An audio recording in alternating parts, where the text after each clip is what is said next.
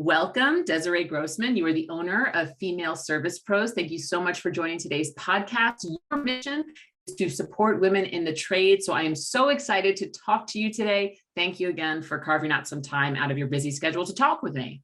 Yeah, thank you for having me. No worries. So let's kick off this podcast the way we do every single one. How did you get into the trades? Well, I like to say that I was born into a family of tradesmen. My dad was a plumber. My uncle and grandpa were machinists. My father-in-law is a garage door installer. My husband's a welder. So everybody in my family has pretty much, been in the trades in some capacity or another, and pretty much all business owners too, which is really cool.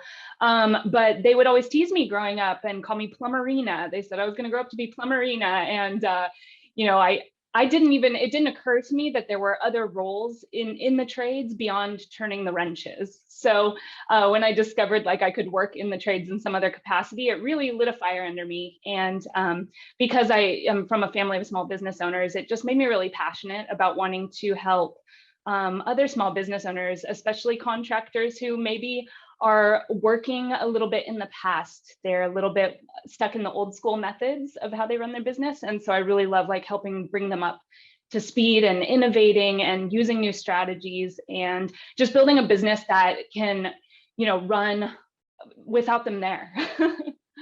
I mean, that's very much the goal of a lot of people who not only come on this podcast, but who help others with that mission. So you're definitely in good company in terms of the guests that we've had on here. And, going back to your background a little bit, you actually started your career working in-house for a plumbing company. I would love to learn a little bit about, what that role was like and what prompted you to then start your own business, Female Service Pros. Yeah. So, I did work in-house as a plumbing company. I actually started in marketing, communications, that whole world. And I was working in all kinds of different industries, food and beverage and hospitality and travel. I didn't know what I wanted to do. And then it kind of clicked duh, I know the trades. I've lived in this world already. Why don't I start helping those businesses? And so I started doing copywriting and website development and things like that, and branding. And before I knew it, clients were saying hey, can you do this? Hey, can you do that? Hey, can you help me implement software? Hey, can you work with my CSRs so that we, do better on the phones and convert more leads? And it just grew and grew and grew. And before I even knew what was happening, I was consulting, and I didn't even know that. I didn't even realize I'm coaching, but people were hiring me to do it. And I guess they liked what I was doing. So I started working more in growth and development for businesses. So it grew from there. Awesome. I know you from Lady Titans, which is a group here at ServiceTitan where we have a group of everyone who supports women in the trades, and that's open to both men and women, non-binary folks in the trades. And you actually have a similar thing with the Female Service Pros community. So I would love for you to tell me a little bit about that community and then about Female Service Pros as a whole. Sure. Yeah. So, like I said, working with all these different trades businesses, it was primarily men, or at least I thought it was primarily men. It was oftentimes the men that kind of owned the business, but they were co-owned with their spouse, with a wife, or the wife was kind of in the background making a lot of the decisions with them, or even working, in-house in administrative roles.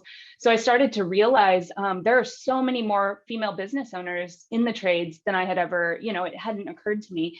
And so I felt there was really a gap there. A lot of the coaches and consultants that I see are really, they gear their messaging and their academies and their training programs for men, but women have such a unique touch and bring something very unique to this industry and to the customers and even to their employees.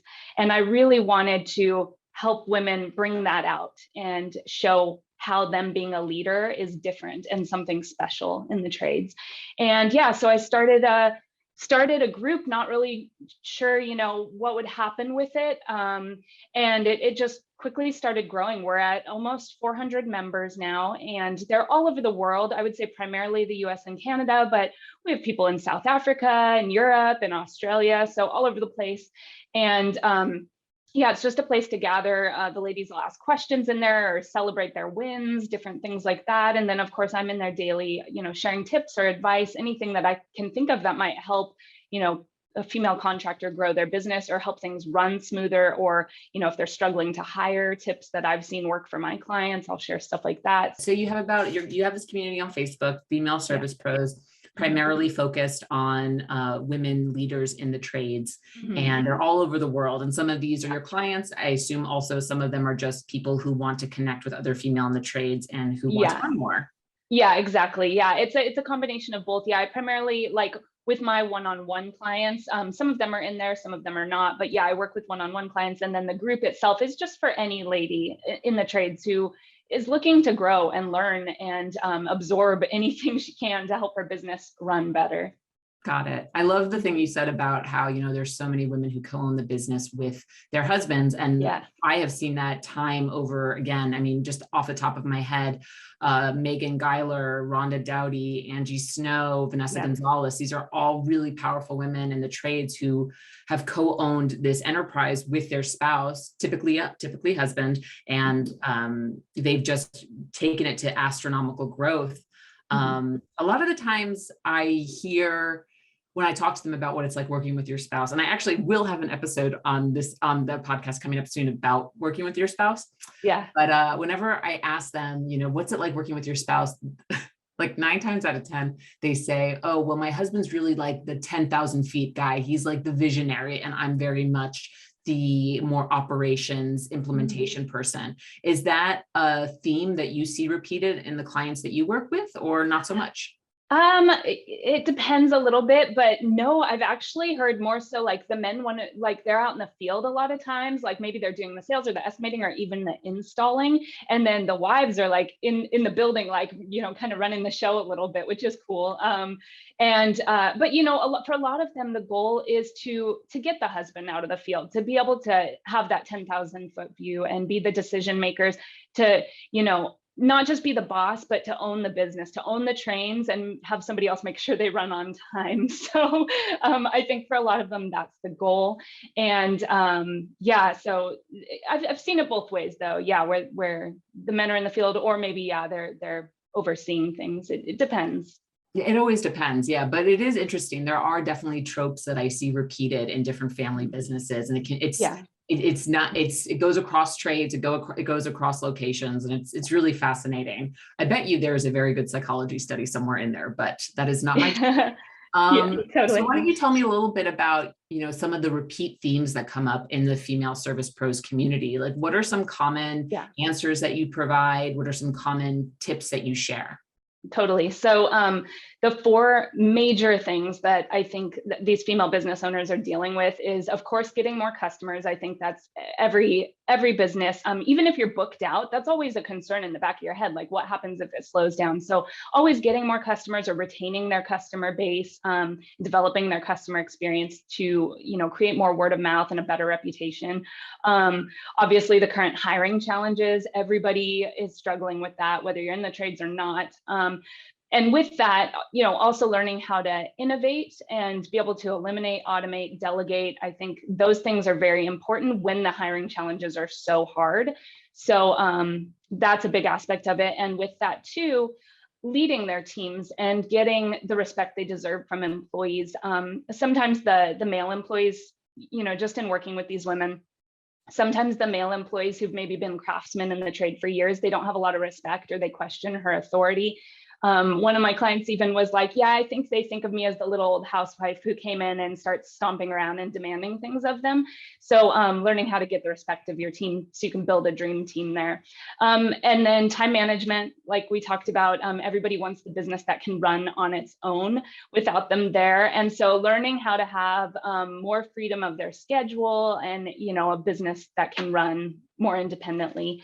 And then anything related to money, I feel like a lot of contractors really struggle with the numbers, and that could be, you know, cash flow problems or not job costing, not knowing how much to estimate or how to sell their services better for better gross profit margins. So yeah, as for that though, I harp on that a lot, and I know a lot of other consultants and coaches do too, but you have to know your numbers. It's so important. And that's something that I try to give a lot of tips and advice and tools to help people do that better. I love that. And thank you that you basically just said, these are all the things that I work on. And we're going to Yeah. dive into all of those separately. Sure. Definitely want to get into some of the challenges that are unique to female business owners. I mean, obviously getting respect from male technicians, or I shouldn't even just generalize and say male technicians, but male employees. Let's start there. What are some tips that you give to your female entrepreneurs if they're experiencing that kind of friction?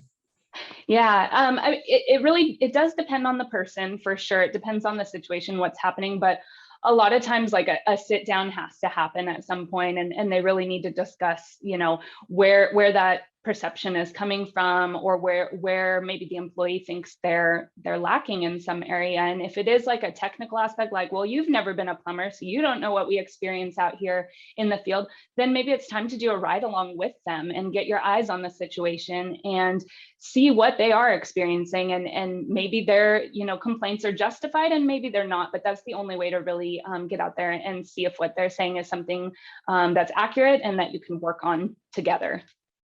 Do you recommend that female entrepreneurs obtain the technical certifications or technical skills? It really depends on your industry, because for some people that could be going through a 5-year apprenticeship and then certifying, and like it's a whole, mess of things. But yes, having a basic knowledge, I would say, is really helpful and really important. You don't have to be a pro, you don't have to have every answer, but it can definitely give you a little bit of leverage and authority with your employees if you can answer their questions in the technical aspect. And if you can't, if that's totally not possible or something you don't feel you can do, get the right people in place, the right managers and supervisors and team members that will work with you and do respect you and can answer those questions for your team, so that they have someone to turn to that they can have those discussions with, or those technical questions with. Awesome. Yeah, really cool. So let's talk about money management, understanding metrics, all of that stuff, but money management first. What are some common problems around money management that you help female entrepreneurs solve? Well, like I said, a lot of contractors, I don't know what it is about this industry, but I feel like there are so many contracting businesses that are just doing it old school still, whether that's not wanting to change or not knowing how to take the next step forward to kind of innovate their business. But a huge part of that is the numbers. Like they're building estimates based on guesses. They're, pricing their services based on, maybe a quick Google search to see what their competition is doing. And that's kind of the end of it. But you can't manage what you can't measure. And so it's really has to be a good understanding and a solid understanding of the numbers. They're the facts, the numbers are the facts, and you have to run a business based on those facts. So job costing is super important, so that you can price your services accurately, in a way that's fair to your customers, but also fair to your business, so that you're making a profit and can reinvest in your business and continue serving customers. You're no good if you go out of business. We talk about numbers too, associated with like your leads, where they come from, how many of them convert on the phone, how many of those bookings turn into sold jobs, what your average sale is or your average ticket is, and how to find that sweet spot between your most profitable work, but also that's like the lowest amount of effort and expense on the company's behalf. So finding that fine line and that fine balance, and really promoting that specific service. And then overhead, we talk a lot about overhead, and learning what to include in that, like your salary, for example. Speaking of salary, when we first spoke, you told me this heartbreaking but illuminating story about one of your clients in regards to that. She was an electrician in Canada. Do you recall the story? Would you mind sharing it? Yeah. So this woman that I talked to, she had been in business for about 4 years, single mom. She, was an experienced electrician. She started her own business, and she hadn't taken a paycheck in 4 years. And somebody had told her, don't take a paycheck for at least 5 years. And I think there's such a high demand for the trades, especially right now. I think through the COVID crisis, most trades were booming, doubled in business, some of them or more. And so these are industries that you really have an opportunity to be profitable from day one if you're doing it right, if you're knowing your numbers, and really tracking that. So yeah, that was something where she wasn't taking a paycheck, and just I don't know, it broke my heart to hear that. But obviously there is a difference in startup costs between somebody like a painter versus somebody like an HVAC company. Like the startup costs are different. I understand that. And so there is going to be a difference in overhead and what you have to charge, but knowing your numbers really helps with that. Another woman I worked with recently, we put a little growth plan together for her business. She had taken over the business from a family member who passed away, and she had never worked in this industry. She was in landscaping. And so she had no idea what to charge, no idea how much labor should cost her, no idea how long a job should take. She had no idea what her pricing should be or what the costs were to run a business and be profitable. And so, I gave her a tool to help, price her jobs more accurately and gave her we worked with on a growth plan, and we'll see how that helps her adjust going forward. So I'm really excited for her to hopefully turn things around and keep this family business generational and going and growing. So that's awesome. I mean, you're touching upon a lot of different things as it pertains to money management, right? Like we talked like job costing, knowing how much your overhead is, et cetera, different startup costs and all of that. What are some general tips you would like to give in either of those categories, but under the larger umbrella of money management, to the audience of Toolbox for the Trades? Yeah, totally. So, as a business owner, especially a new business owner, if you've just started up recently, you wear all hats. That's just how it goes in a new business, but it doesn't necessarily mean you should wear all hats. I was looking at some stats the other day. This was just for HVAC business owners. On the low end, HVAC business owners on average make like $65,000 a year. You can make that much being a tech in HVAC and not have all the stress and risk that comes with owning a business. So the numbers are so important, and because of that, I say that one of your first investments should be an experienced bookkeeper, somebody that can help you with managing your money and all the financial transactions, oversee your accounts payable and receivable and your payroll and taxes and all of that. And it's going to give so much more clarity on the financial health of your business.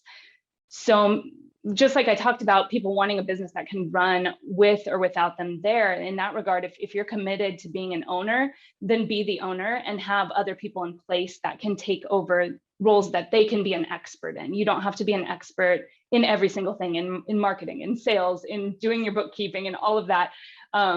Pick the things that you're really great at, stay in that lane, and hire out the other positions. Yeah, 100% on a bookkeeper right away. That's what I hear a lot. But also going back to, the dynamic we see a lot in the trades of a husband and wife partnership. What I find a lot is husbands out in the field, wives at home doing bookkeeping. Do you have any comment on that? Yeah, I mean, it can work. We have some ladies in our group for sure that do that. And some of them were accountants before, maybe in other industries and things like that, or were bookkeepers for other companies. So they have the experience there. And if you have the experience and you're good at it and you're passionate about it, that's great, do it. But if it's something, money isn't something to mess with. If it's something you're unsure of, or it's just taking mass amounts of your time to figure out, how to do it at its best, then maybe it's time to hire somebody to do that for you. 100%. All right, let's pivot a bit to metrics. What are the top metrics that you recommend your clients in the service industry always track? Yeah, so definitely like the stuff we've talked about, the overhead, your fixed and variable costs, your monthly profit loss statements, your gross profit margins, average ticket prices, and then anything that has to do with customers, the new leads that are coming in each week, whether they convert or not, whether those turn into sold jobs, cost per lead, all of that. Do you have a personal customer story that kind of highlights what just tracking those metrics can do to really transform a business? Yeah, definitely. ServiceTitan, I'm a big advocate for ServiceTitan. I think it's amazing. There's a lot of softwares out there. This is one of the most robust, which it's a beast. It's hard to implement, but once you get your eyes on the numbers and you have that right in front of you on the dashboard and you're seeing where you're actually operating at, it's pretty eye-opening. So one of my clients, they thought they were operating at 30% gross profit margins plus, and they were just barely breaking even. They didn't even know that was happening. And they felt why are we working so hard and then just living barely above broke. So it just gave them such clarity implementing the software, and they hired a new controller to help them with their money too, and to work in-house with them. And it was like night and day to be able to see that. And then they had such insane growth after that too, because they realized like where the gaps were and what they needed to be charging to be profitable. You know, we talked about money management. We talked about metrics. Let's talk a bit about customer acquisition, lead generation, because that is always a giant topic. Everyone's always like, how can I get to the phone ring? How can I get the phone to ring more? And so what are the biggest things that you've implemented in terms of customer acquisition strategies that have worked for your clients and for your within your past roles? Yeah. So, well, some of it is as simple as like they didn't have a website. So like getting a website up and running, getting them more present online, things like that. But then, other companies, total rebrands. I mean, like this one client was, a 93-year-old company.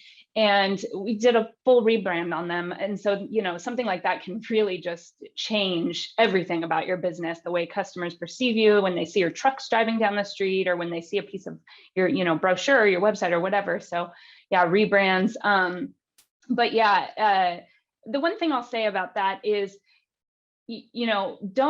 don't compare yourself to other companies and just try to do the same thing as them. Design your company all yourself. Make it, make your brand very unique. You have to stand out. There are so many businesses that are doing the same exact thing you do, that are maybe even offering an excellent customer experience like you are, and their prices might even be more affordable than you. So how can you stand out in your branding and marketing? One of the clients I worked with, they really wanted to make it fun. They wanted to catch people's attention. And so we ended up incorporating like memes and GIFs and all kinds of fun stuff in their email marketing, and in their, their ads on YouTube, and their different campaigns and social media and all of that. So we really tried to make it fun and appealing and humorous, because humor is super powerful in, in advertising and in customer acquisition. It makes people feel like you're a person, you're more relatable, and can brighten somebody's day when they're in a very stressful situation, like, a burst pipe, or a AC that went out when you have 110-degree weather or whatever. Totally. What would you say to someone who, is maybe struggling with marketing, and who probably needs a brand refresh, but is scared about it? Oh yeah. I think, first of all, I cannot say enough good things about this company, and I'm not affiliated whatsoever, but Dan over at KickCharge Creative, that company is killing it right now. And I've worked with them directly, and they are just awesome. And I mean, they're totally taking the industry by storm as far as the brands that they're creating, or the rebrands that they're doing. And I think, like, if you have no ideas to bring to the table, they can really work with you and bring out the most important aspects of your company, and really highlight what makes you unique and special. And then put that into your brand, put that into your logo on your truck wraps, so that you just stand out in your marketplace. So yeah, if anybody's hesitating on that, talk to Dan over at KickCharge, meet with them. It is so worth the investment. And really, for I guess maybe other industry people wouldn't want me to say this, but for what they're charging, it's so more than worth it. And it will pay itself back again and again and again for years to come. I mean, a lot of people don't rebrand like ever. They might have a 50-year-old business that's never had a rebrand. Just do it, freshen it up. It's going to really get eyes on your business, and help you fit this kind of, new modern marketing that other companies that you're competing with are doing. I totally second that on Dan. He actually did a webinar with us back, right? It was so poorly timed. We had a webinar on branding, and it literally went live the week that COVID shutdowns were happening. Oh no. So that is on the ServiceTitan website, but thank you for reminding me, because I definitely need to reach out to him again. He's wonderful, and his whole team. Oh, he's so awesome. Yeah, they're great. But just staying on marketing a little bit longer, because that's definitely where your passion is, from what I can understand from us talking to one another. I'd love to hear about the most memorable marketing campaign you've ever worked on. Yeah, well, I think doing that huge rebrand was like really big. I mean, it wasn't just like a specific marketing campaign. It was just across the board, like refreshing everything, the whole look and feel of it. And they really went all in. I mean, it wasn't just like, okay, we got a new logo and let's slap it on our invoices. It was like, we're redoing the website. We're rewrapping every single truck we have. We're doing new uniforms. We're doing total facelift on the social media, everything. They even had like coffee mugs that fit their theme and had their new tagline, and like beanies and gifts for customers that they had, water bottles and all this stuff. And they just really went for it. And actually there's an HVAC company, I don't work with them, but Next Gen down in California, and they're kind of like that. They're all about the brand and getting their brand everywhere. And I love it. They'll be out by Angel Stadium or down in Hollywood, and they'll like take a picture with their truck out there. And it's so good for like brand recognition and awareness, and just, it's just awesome. Yeah, Ishmael has been on this podcast. And oh, has he? Yeah. Yeah. And as someone who's lived in Southern California, I can tell you they are all about branding. Yep. Their billboards literally like whenever I'm on like the 5, I'm like, there's another Next Gen one, little highway humor for any Southern California listeners. All right. So we talked about marketing. We talked about all of this really cool stuff. I feel like I had a question. Oh yes, here we go. So, we've had a lot of consultants on this podcast, a lot of marketing experts. And I always love to hear their different point of views. When it comes to service, especially, memberships are such a big deal. When you talk about creating new revenue for the business, is there like a certain percentage that you recommend folks focus on new business or nurturing existing customers? That's hard to say, because I mean, it's possible to have the repeat business in any of these trades, but some of these trades, like if you do a repipe on a house, hopefully the goal is that it all goes well and they're not going to need you again for many years to come, So for a lot of these trades, it might be a little more challenging for them to think of ways to utilize something like a membership, or to have those customers coming back, once a year or even once every 3 or 5 years. Whereas something like a landscape company, you might want weekly maintenance. That's a very different, those are 2 very different business models. So I think you should always be nurturing. Email marketing is becoming so much more popular in the trades. And it's funny because email marketing's been used for years in other industries, but just to stay top of mind. And that's a great way to stay top of mind with those customers that may not need you now, but they're going to need you again someday. So something as simple as that. And I know ServiceTitan has Marketing Pro, where you can automate that and just, blast out your blog post once a month, or, a tip here and there when the season changes, or your coupons or whatever. So those can be great ways to do that. But yeah, always, new customers too are going to be the lifeblood of your business. New customers become repeat customers in the future. So another thing I like to say with that is just make sure you're giving both the new customers and the old customers the same customer experience. They should both be getting the luxury treatment, whether they're brand new and it's their first time hiring you, or whether they've hired you 20 times. Don't get complacent with that customer that has hired you again and again and again. Always give the same, or the top-notch experience that they deserve and are paying for. Yeah, 100% agree. So finally, kind of going into all the different things you specialize in, let's talk about team building. And I know we touched upon it a little bit before with, the male-female dynamic. But for listeners who are looking to grow their team, especially with today's hiring crisis, what do you suggest? The hiring, it's so hard, and it's so easy to say, well, make your culture great and then you won't have any problems. You could still have problems. It really depends where you're located and how big your pool of talent is. If you're looking for certain people with, certain certifications, you may have run out of options in your area if you're in a small town somewhere, it just depends. So, but yes, culture is really important. I know that seems like a buzzword, but if people don't like coming into work, it's going to be really hard to keep them. And keeping your employees, keeping them happy, keeping them productive is so much cheaper and so much less stressful than always trying to hire new talent and dealing with turnover. So yeah, build up, the things within your business, do meetings, do one-on-ones with people and just check their temperature, see how they're doing. And then you just have to be recruiting year round. You can't wait until somebody gives their 2 weeks notice, or until somebody just decides not to show up tomorrow.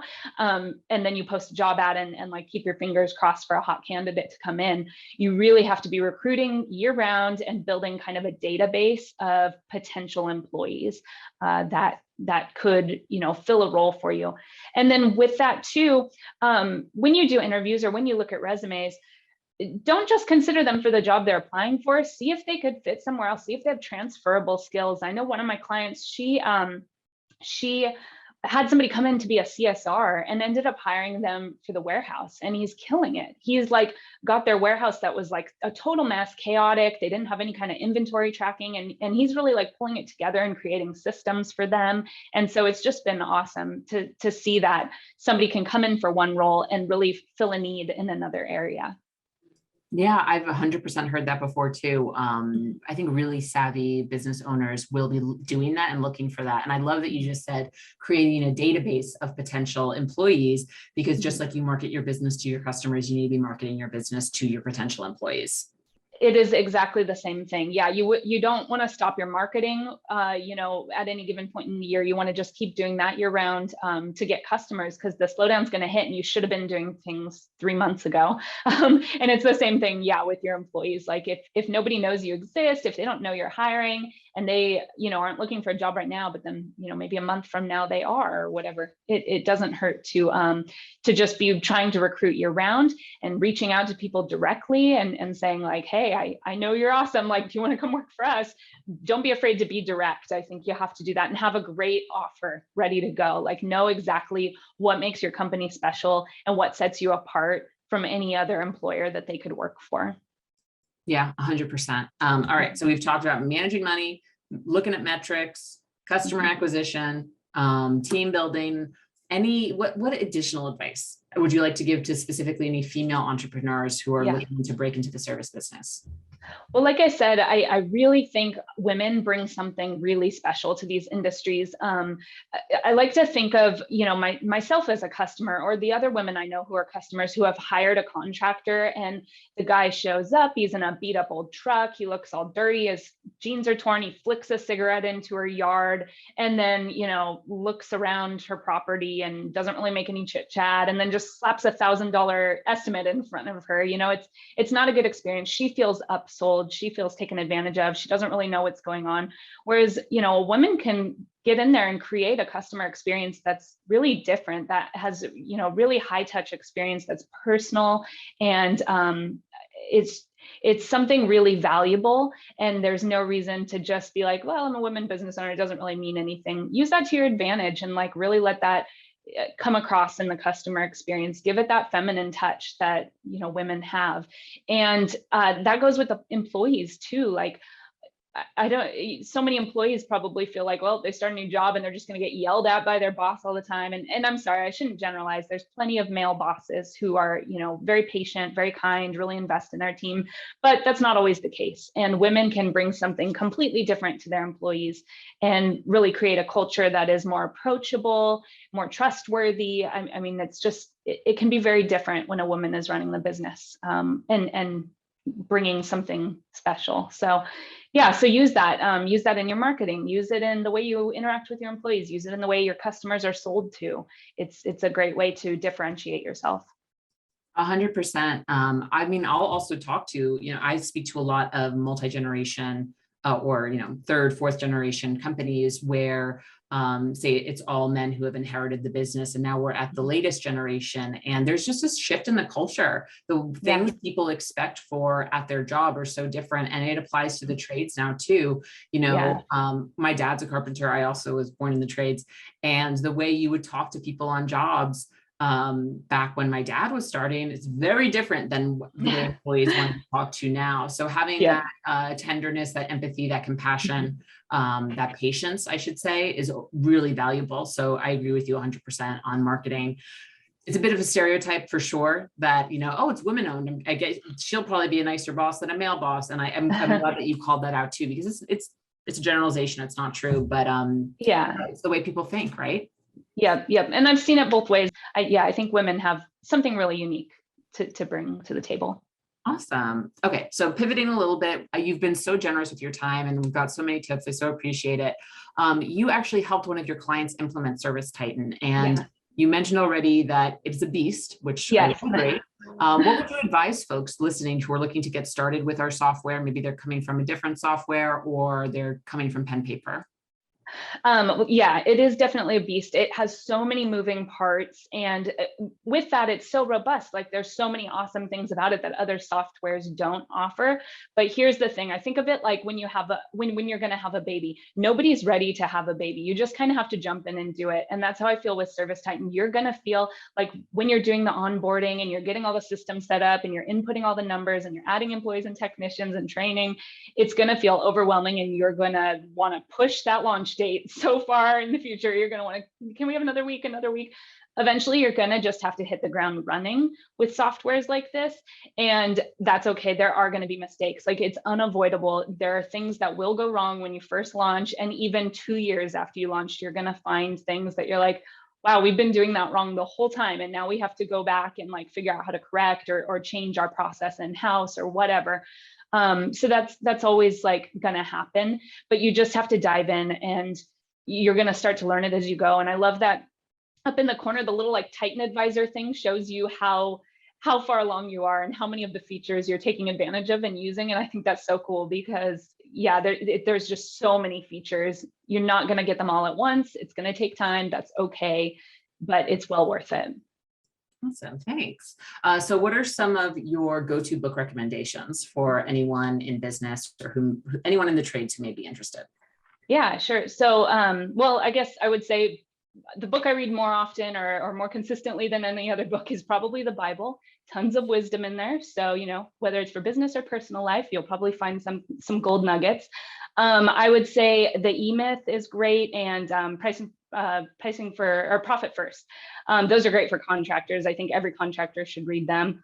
I love the Go Giver too. It's a really short, easy read, and for people who have trouble with selling, maybe don't like the money conversations with their customers, it might give kind of a refreshed perspective for you of what selling is and how to sell and being more about giving.